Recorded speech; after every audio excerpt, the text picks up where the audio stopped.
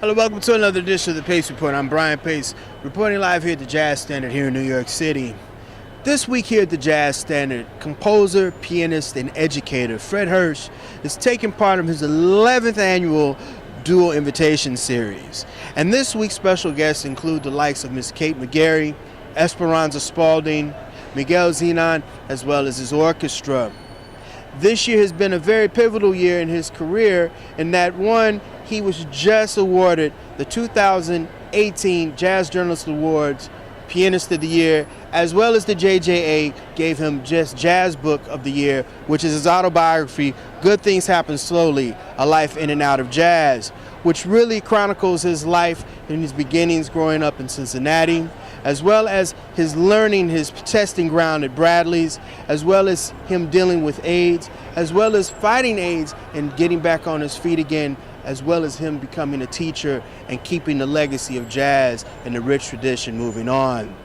Tonight I had a chance to sit down and break bread with Mr. Hersch, and we sat down and reflect on the book. We reflect on some of his mentors and heroes and why education is very important to the next generation of this music moving forward.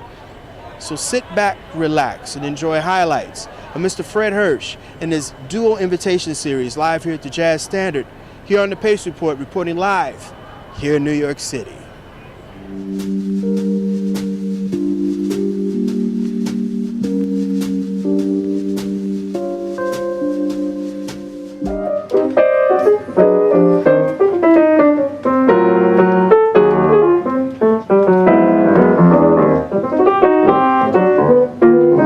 No cares for me, I'm happy as I can be.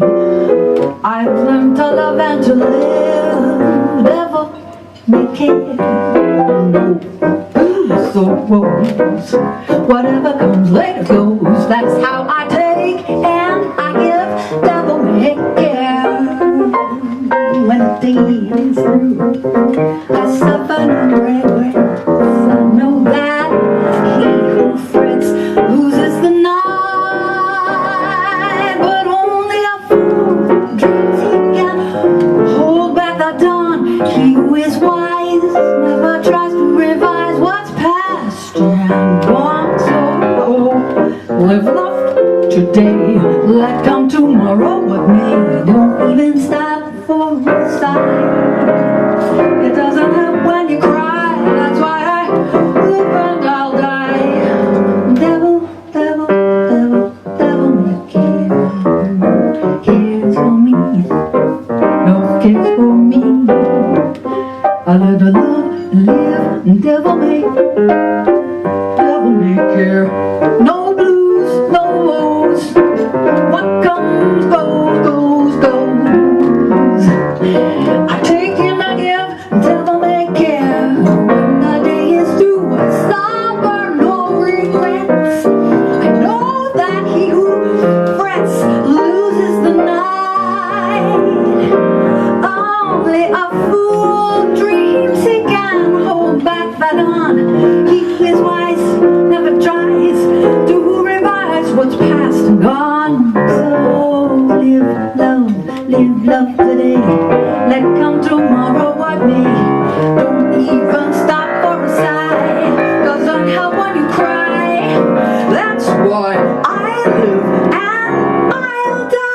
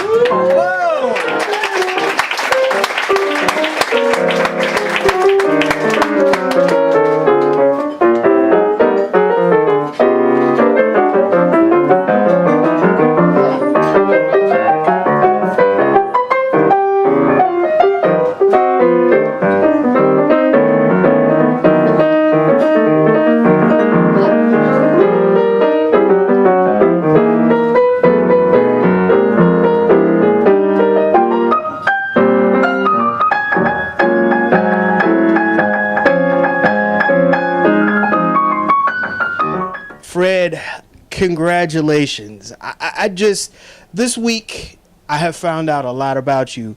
You just won 2 awards from the Jazz Journalists Association.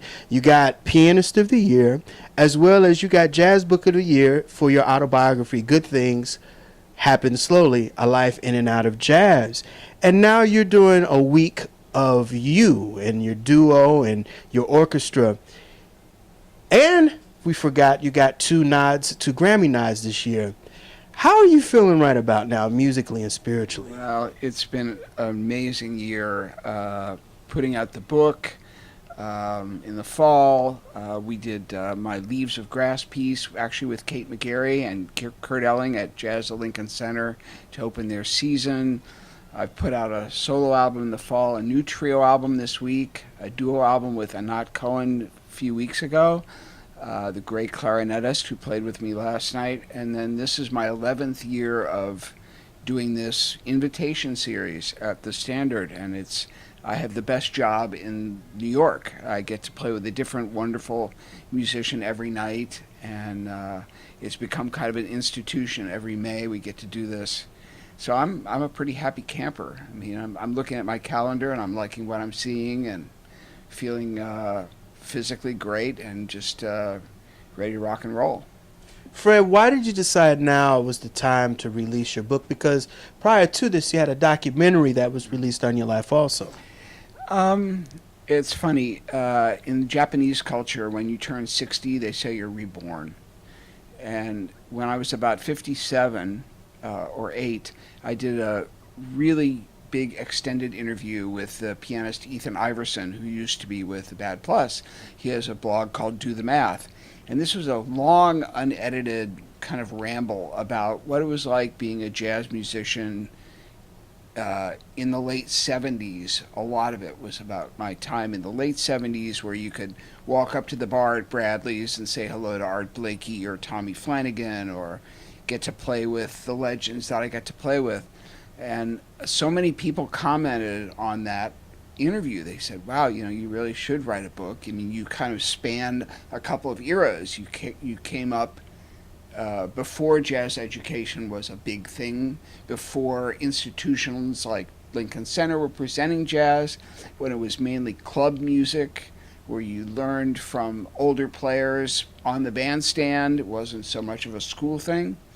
So one thing and another led to me asking a friend of mine who's a literary agent. He said, I think you've got a book here. And then all of a sudden we had a big publishing deal. And then I found a wonderful collaborator in my close friend David Haydu, who wrote one of the best jazz biographies ever, Lush Life, about Billy Strayhorn. It's just a fantastic book. And so we spent about 2.5 years on it. And the reaction, not only in the press, has been great, Fresh Air and Wall Street Journal, New York Times, but I've gotten so many beautiful emails just from folks out there in the dark, just saying, hey, your book really resonated with me. I found it inspiring. I understand what you went through to get to where you are. I've had a lot of health struggles and some addiction issues, and the fact that one-to-one I felt the response from people makes it feel worth it. I mean, it's nice to have an article written that says, yeah, it's a good book, and a lot of people said, wow, I binged it, I read it in 2 days, and that makes you happy as a writer. But to have these just kind of, at a book signing session or after a show, people come up and say, hey, I read your book and it really moved me. And I think that's, as artists, what we always go for. We want to me, I want to move people. I want them to have fun, but I want them to move. I want to move them. I want to take them somewhere, you know, with me. And so getting that like one-to-one feedback has been incredibly gratifying. It's really it's a privilege. Getting to 60 in this book and tells a lot about everything you're talking about. I mean, you're about with AIDS, you're about with coming out as a gay musician, you being a teacher, you being... There's a lot of layers to Fred Hersch in this book, and you're still standing to live to tell the story. Well, that, you know, back to your last question, you know, I feel like this is a good time to tell my story. You know, I've done a lot in my career so far, and hopefully now I've got another good 10, 15, maybe more years ahead of me. So it felt good to just kind of tell my story and then move on to the next phase. And it is a pretty multi-layered story. It was really hard work, but it was also a lot of fun, like thinking back to things that I wanted to share with people. Fred, also this week, you dropped a brand new live trio record, live from Europe. Tell everybody about the trio at this part of your career and also this new recording, because you and Palmetto Records have had a long and fruitful relationship. Oh, yeah, they're so great. Missy and Robert are just the best. And I've been recording with them for 17 years now. And, you know, in the days now where people are not buying as many physical copies, we all know that, you know, everybody's on Spotify or whatever. I'll make a record and they'll say, great, what do you want to do next? You know, it's really a great position to be in as a recording artist. And this new album, Live in Europe, is one of, I have to really count, but I think at least 8 records in my catalog where I didn't know I was being recorded. And then afterwards somebody said, well, here's the concert. And then I go, wow, this is pretty great. Let's put this out. And I have this wonderful trio for 9 years now with John Hebert on bass and Eric McPherson the drums. And we were in Europe in November for about 3 weeks, and this was the second to last concert we played. We were really in the zone. It was incredible acoustics, this beautiful concert hall in Brussels. And when I heard the recording, I just said, you know, this is, you know, the band's playing out of its mind. We gotta put this out. And as typical with me, it's got a couple of Monk tunes, 6 originals, 2 Wayne Shorter tunes. This is one of the few records I've made that don't have a standard or a pop cover of any kind. Why was that? Was it just in the moment? It just was what we played the best on that night and what made most sense as a CD. And also some things we had already recorded, so I didn't want to put them out again. Although there are a few things that I've recorded in other on other albums, but just the performances. I mean, think of how many times Miles recorded Green Dolphin Street, Autumn Leaves, you know? And they're all, I think, valid. And I think in jazz there's no definitive performance, even from the same artist, of any given piece. So it's not so much what you play, it's how you play it.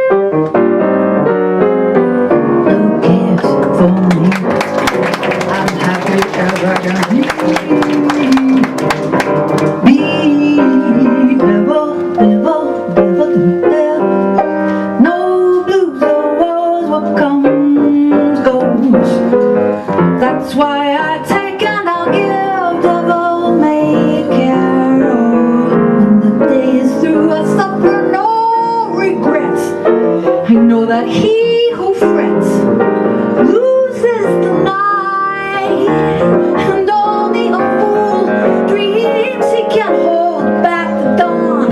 He who is wise never tries to revise what's past and gone. So live, love, live and love today. Don't even stop for a sigh. It doesn't help when you cry. That's why I live and I'll die.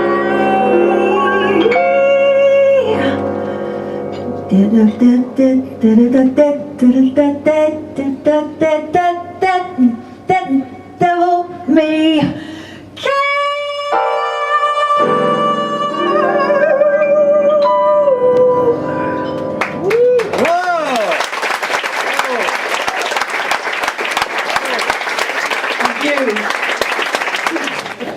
Kate, you had the honor of recording and also performing this duo setting with Fred.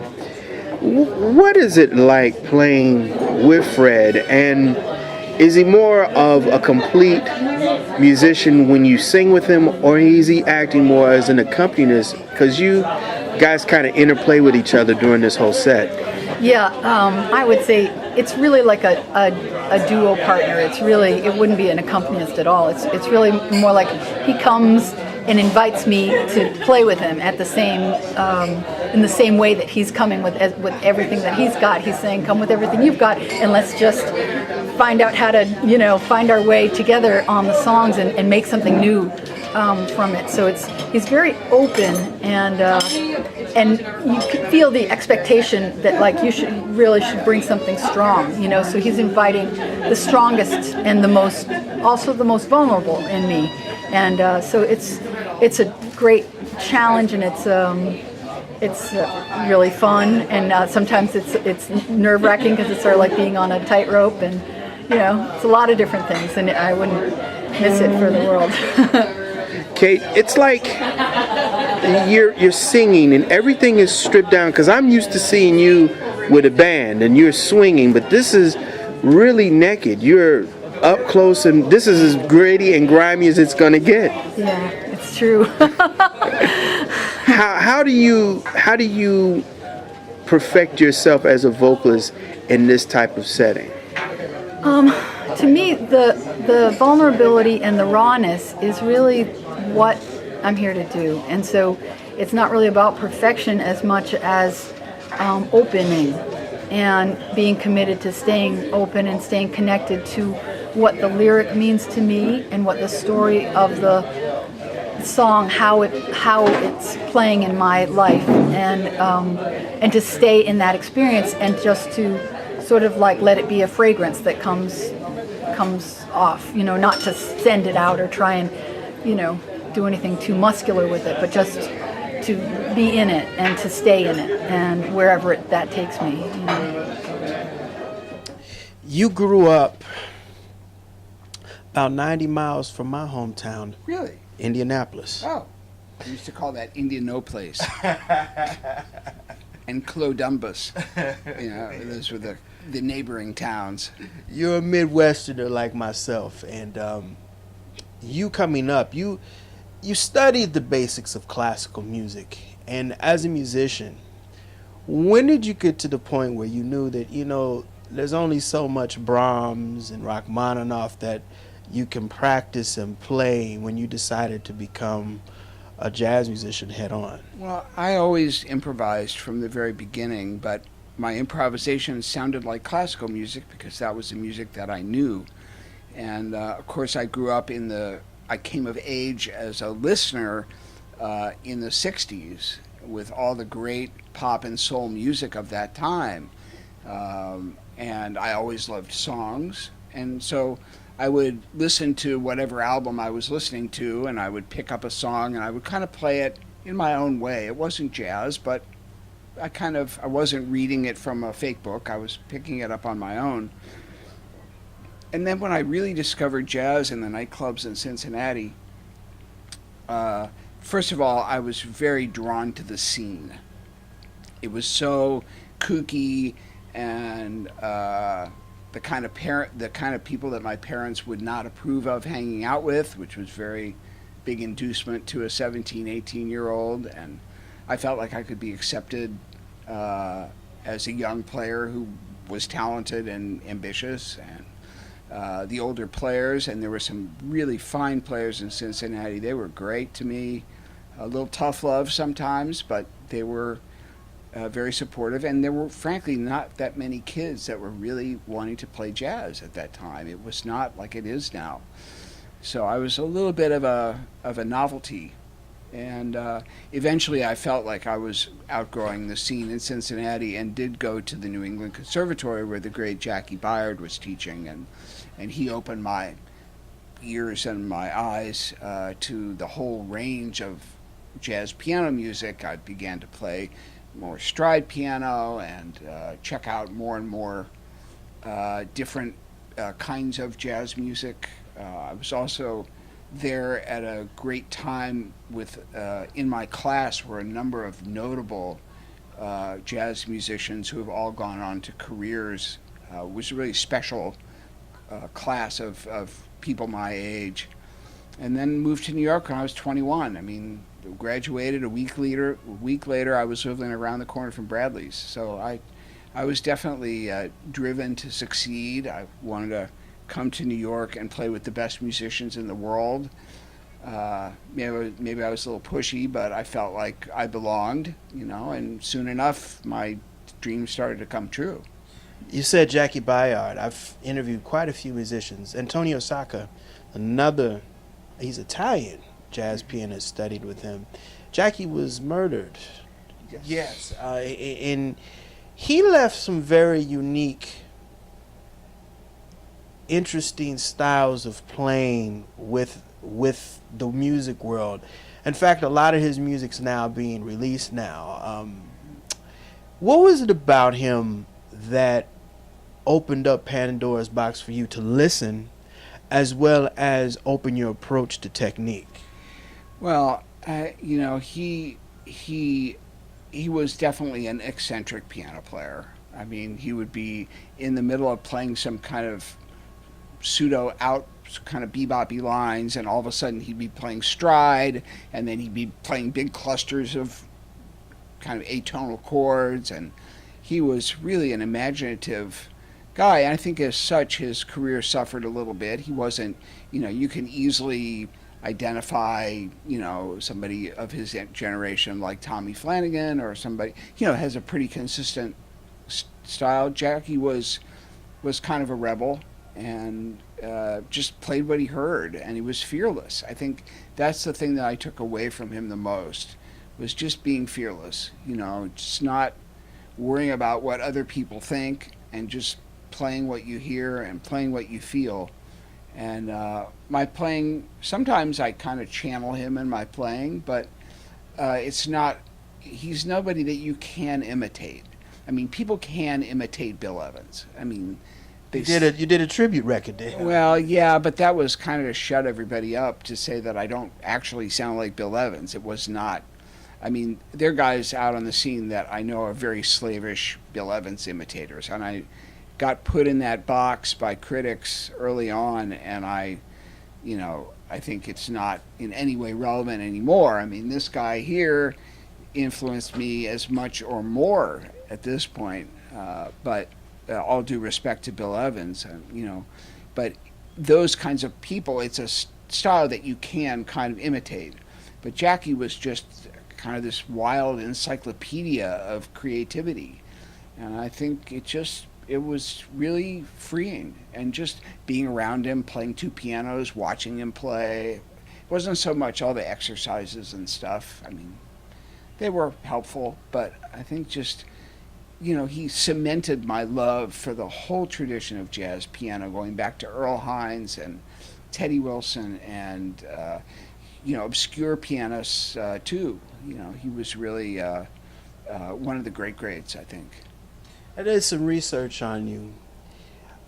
We don't talk about Ahmad Jamal a lot in the vein of jazz, because Ahmad is really kind of one of our last. He and Randy Weston are kind of like the last of the last. You're right. Ahmad Jamal was just so different. My grandfather used to play that live at the Pershing, but not for me. That was my exposure to him. Absolutely.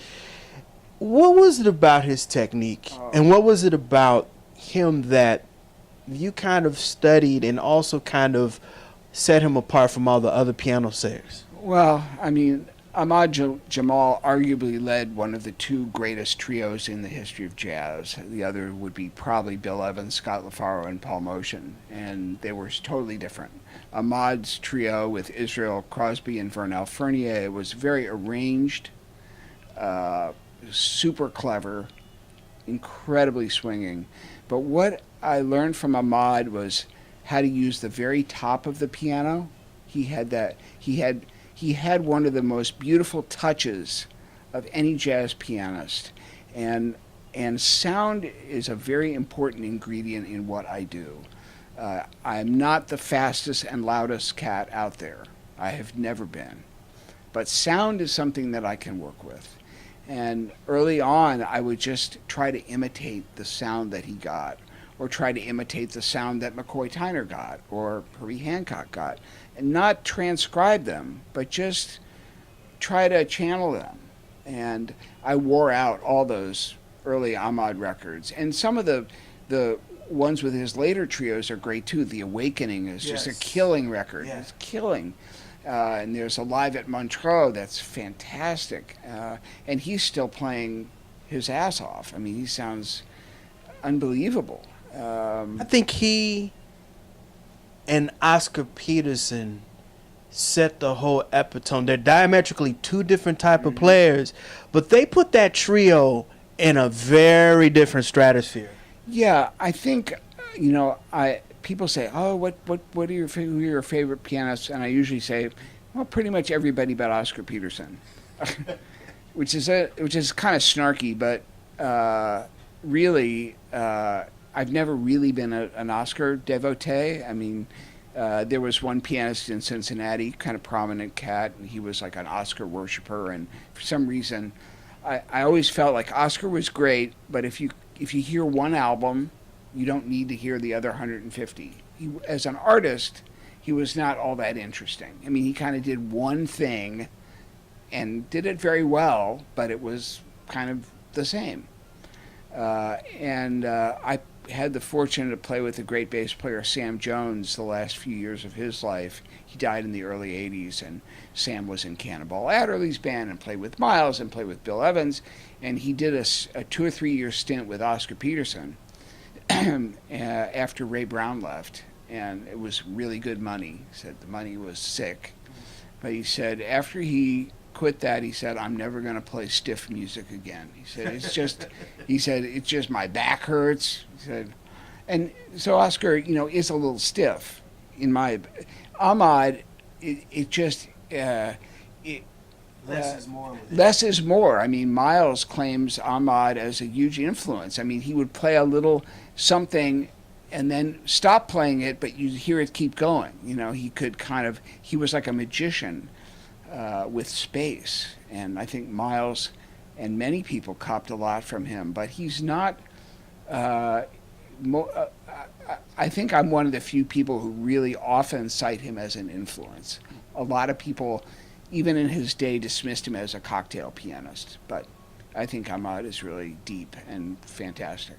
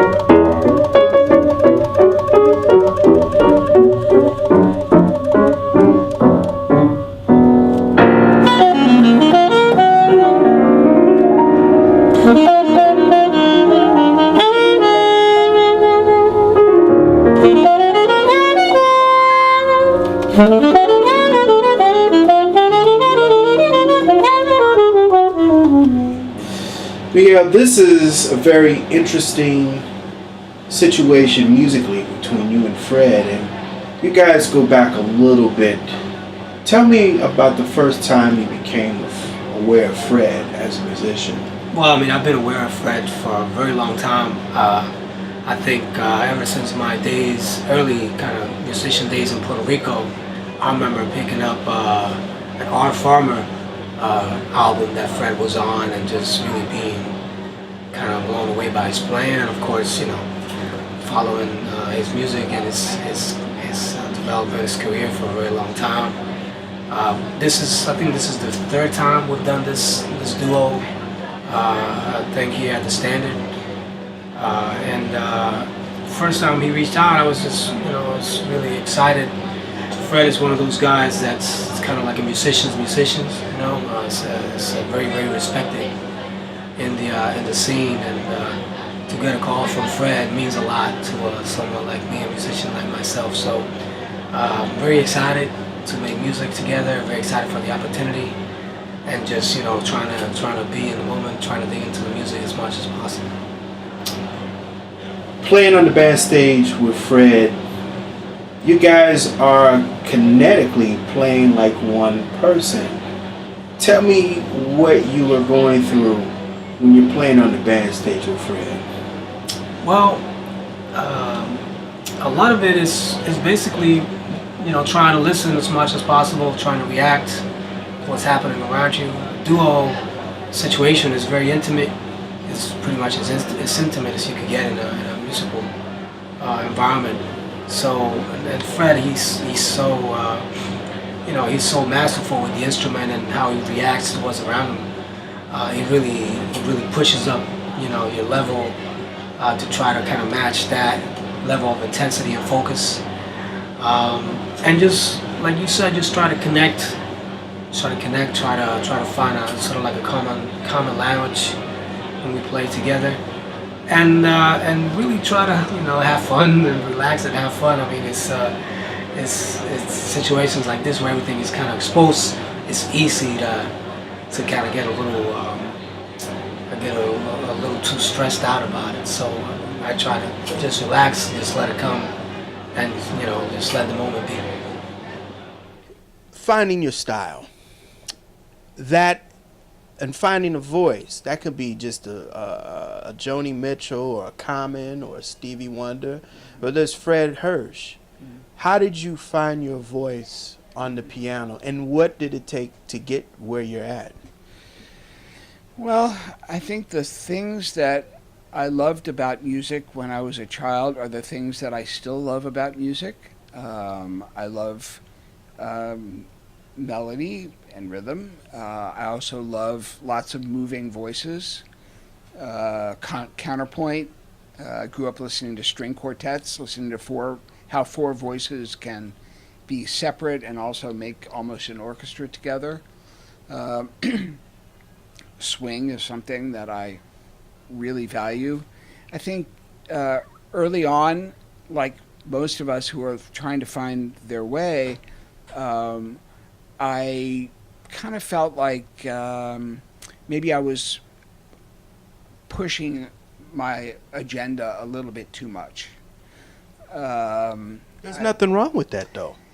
No, but I was trying a little too hard to be me instead of like allowing me to be me. And it's just like swing. You know, if you think of swing, you don't swing like this. It's not an effort. You know, it just kind of naturally swings. You can't try to swing. You have to allow the swing. And I think, especially after I got out of a 2-month coma and rehabilitation and all that stuff, I feel even freer now.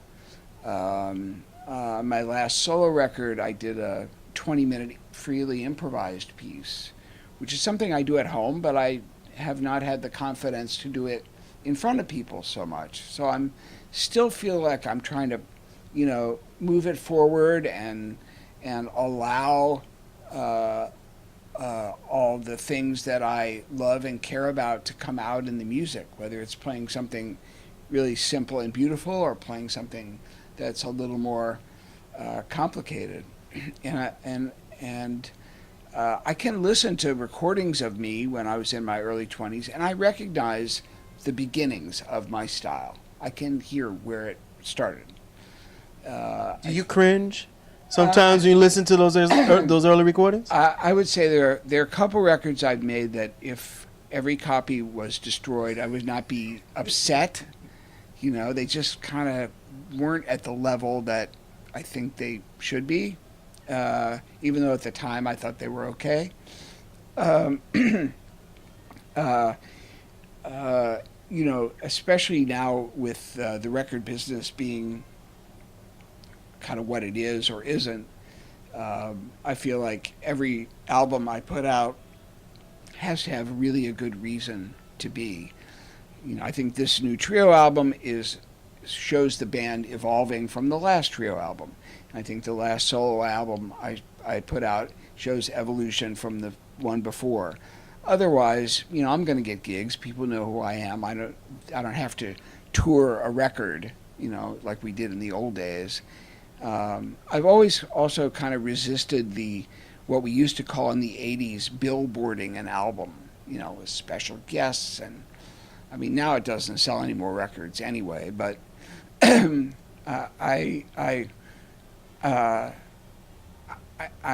kind of resistant to, you know, even though I've done probably 8 or 10 kind of songbook albums. I mean, everybody from Billy Strayhorn, Monk, Cole Porter, Johnny Mandel, Joe Beam, Bill Evans, Joe Beam, Rodgers and Hammerstein. I mean, I've done my songbooks, and they were all interesting and creative, and I really love doing them. I get into the research and find some interesting tunes that don't get played. I mean, that was fun, but nowadays I'm kind of resistant to, you know, so-and-so plays the music of blah, blah, blah. I think we have a lot of that. Right. You know, every singer is doing an Ella tribute. I mean, it's just kind of so obvious. And I'd like to think at this point in my life, kind of, I'm the concept. And unless I've written an extended kind of piece like Leaves of Grass. Now, if I do any special project, I've come up with this thing I call Fred Hersch and Friends, which is an offshoot of this duo series. So later this month in Santa Fe, I'm doing a Fred Hersch and Friends with Kate McGarry and Anat Cohen.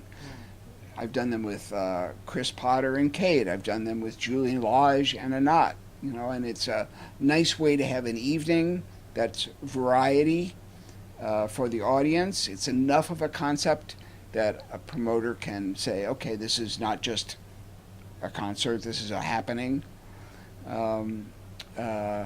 So I'm not sure what the next thing will be, but I think things that are too repertoire driven at this point in my life are probably not things that I'm going to pursue as much. As you should. I mean, I didn't realize this.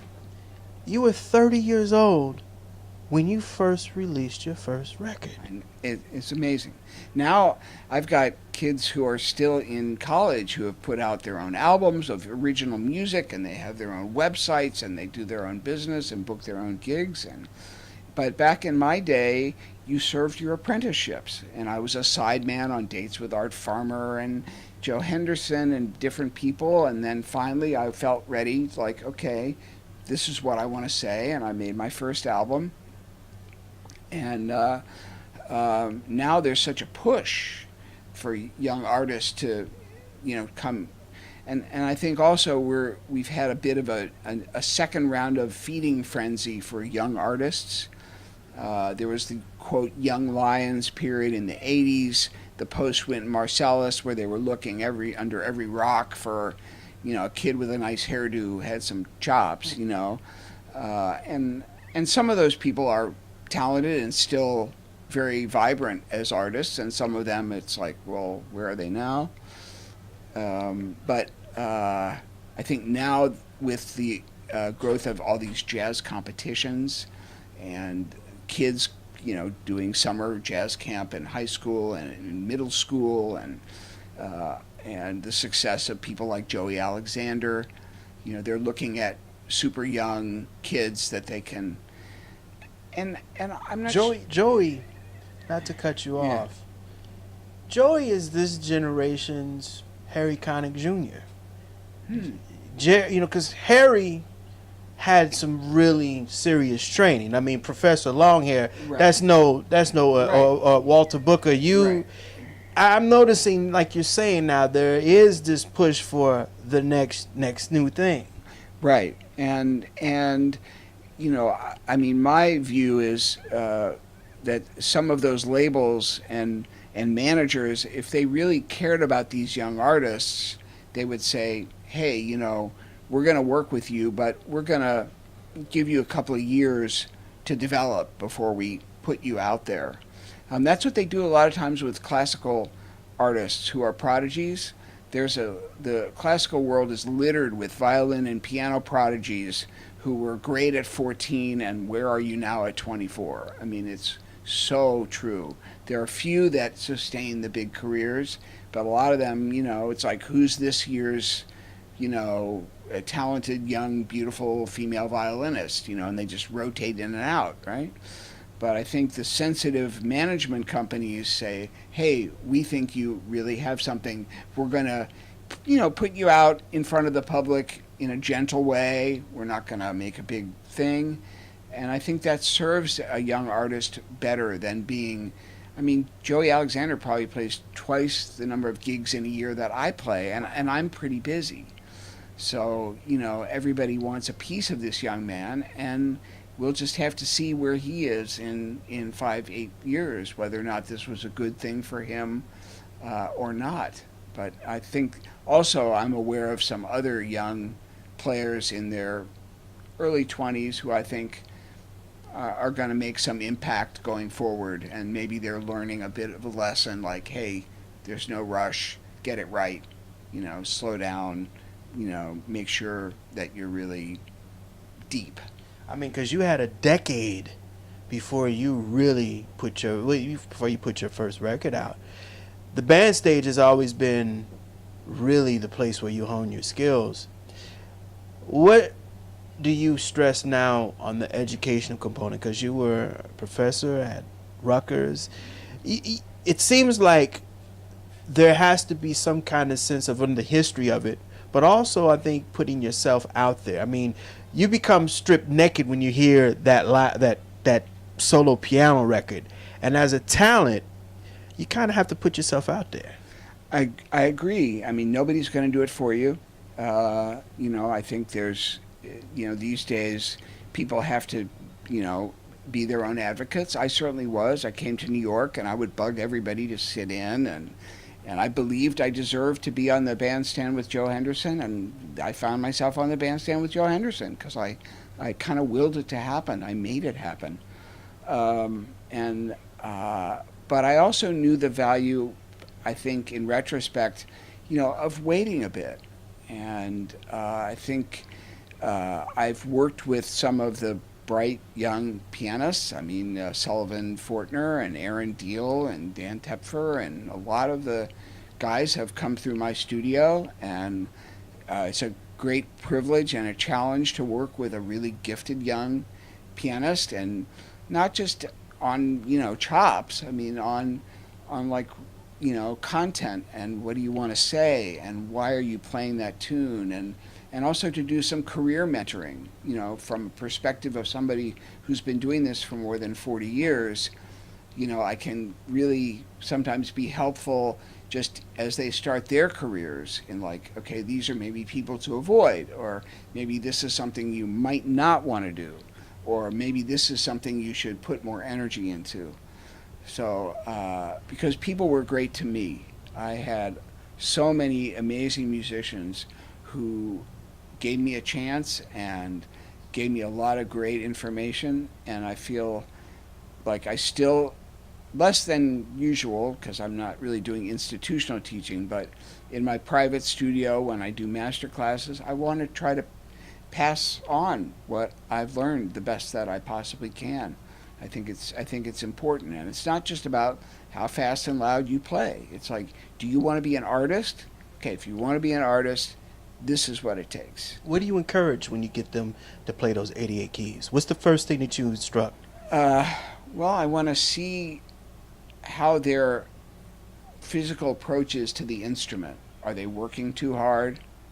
Are they, am I getting a feeling from the music? How is their time? How is their sense of rhythm? How do they respect a melody, whether it's their melody or somebody else's melody? How do they approach the entire keyboard, all 88 notes? Or do they approach the entire keyboard? It's like being a therapist. Everybody is a different animal. They have strengths and weaknesses, and I don't sugarcoat things. I don't say, hey man, you sound great, unless they do. But I'll say, hey, that was okay, that was good, but this or this or this or this. And I have a reputation as being a little tough, but You have to be. yeah, and I'm a little tough on myself too. I mean, sometimes a little too tough, but you have to really keep reaching for it, and you can't settle, because in the end, you got to go to bed at night and wake up in the morning and feel good about what you do. And this is a hard way to make a living. It's a lot of airplane travel and different pianos every night and managing a band, and there's a lot that goes into a career other than just your playing. So that's something that I've learned too.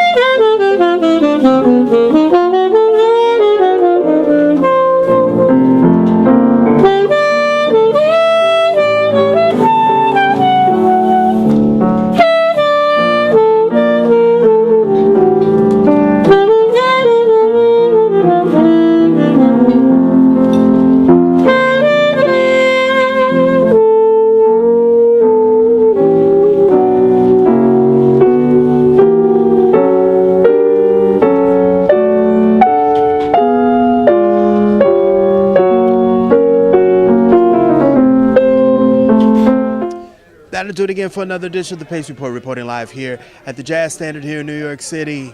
I'd like to personally congratulate and thank the incomparable Fred Hersch. Congratulations for winning this year's 2018 Pianist of the Year for the Jazz Journalists Association, as well as Best Memoir for his autobiography, Good Things Happen Slowly, A Life in and Out of Jazz. Make sure you go out and support it. You can buy it on Amazon.com as well as Fred Hersch's website. Also, make sure you go out and support his brand new CD, Live in Europe, which is on the Palmetto Records imprint.